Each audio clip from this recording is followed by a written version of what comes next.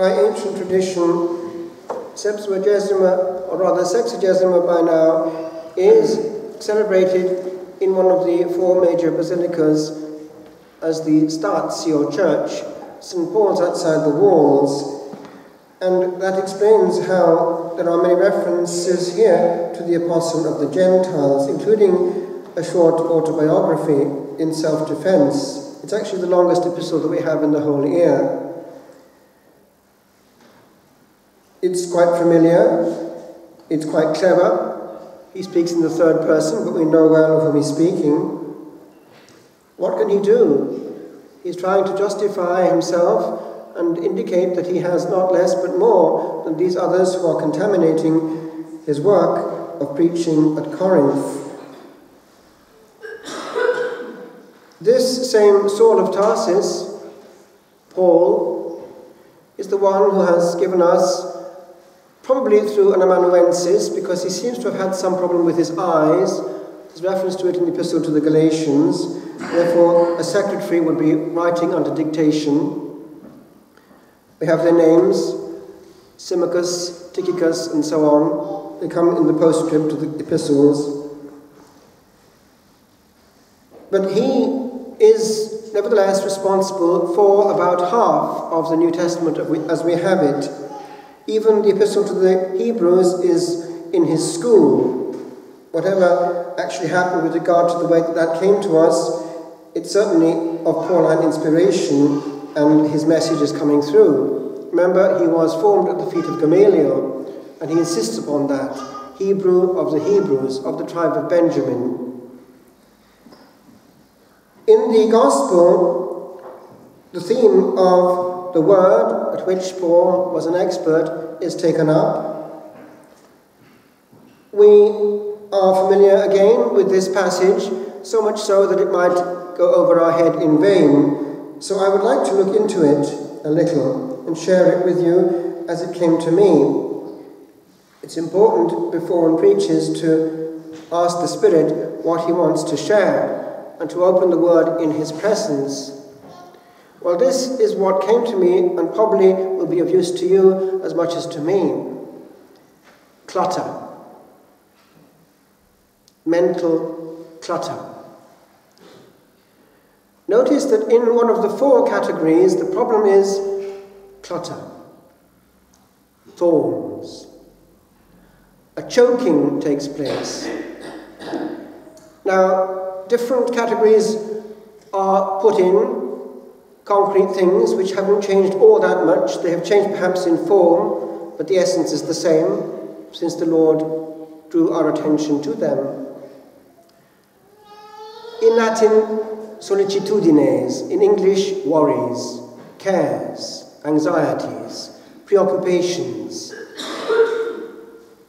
Look inside your head.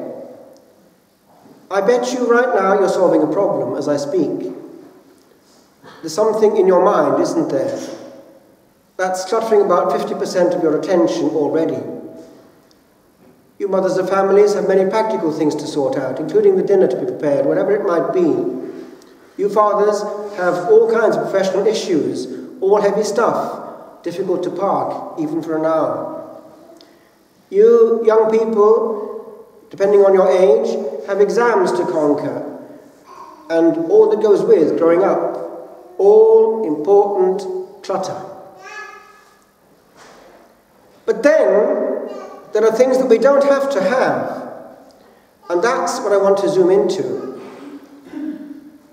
The Lord speaks of the pleasures of life in this list.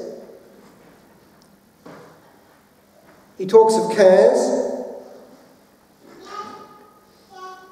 He talks of riches. Riches are not only material. We always want more of what we're good at getting. We're never satisfied. The poor in spirit, who has no demands, is more easily satisfied. I was talking to somebody recently who was talking about Ethiopia. She'd been there. And she saw their utter, complete poverty. Zero.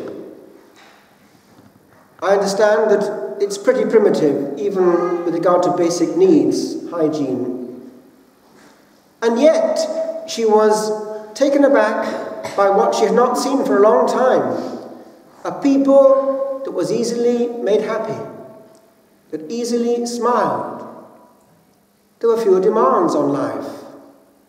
Are we not our own worst enemy in contaminating our inner self with artificial needs, all of which have to be satisfied?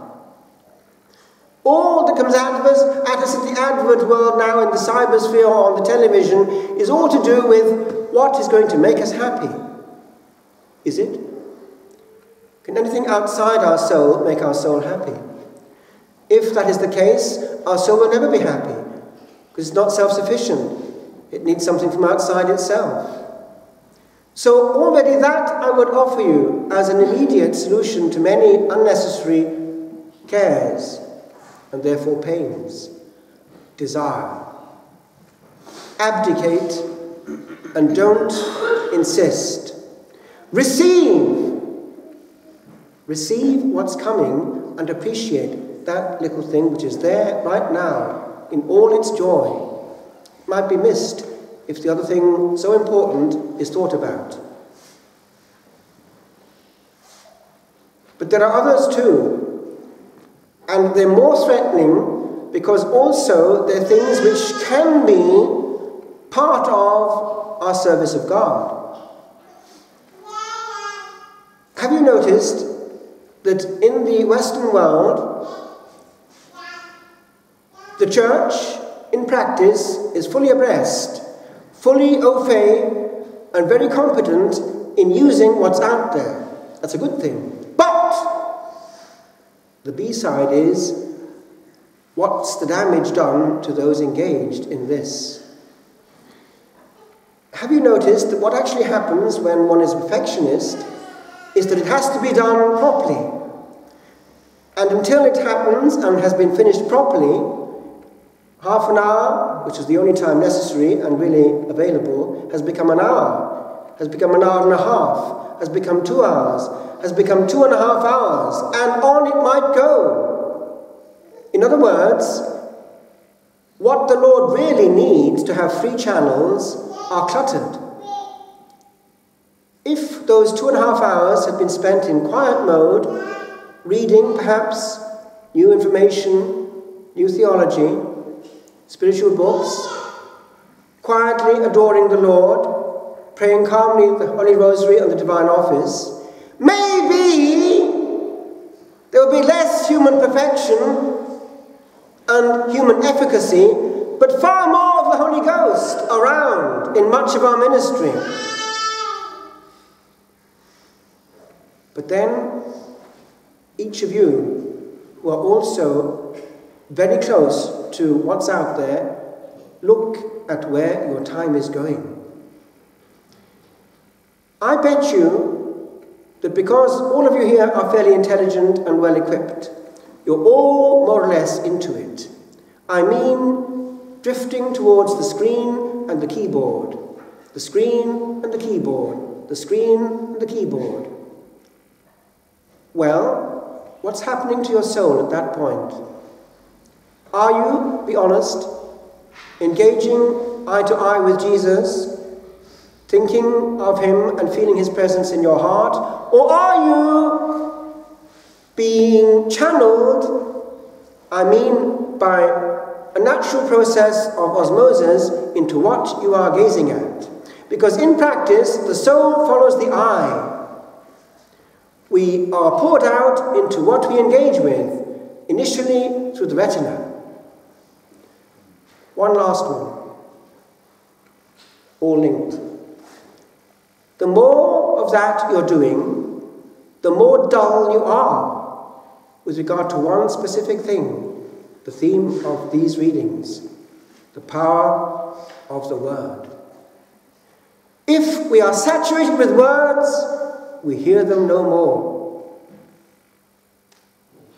In a prison, or in a monastic cell, or a place of exile and solitude, every word is heard 1,000 times over. In a noisy world, very few things are heard. And even our own heart is not heard either.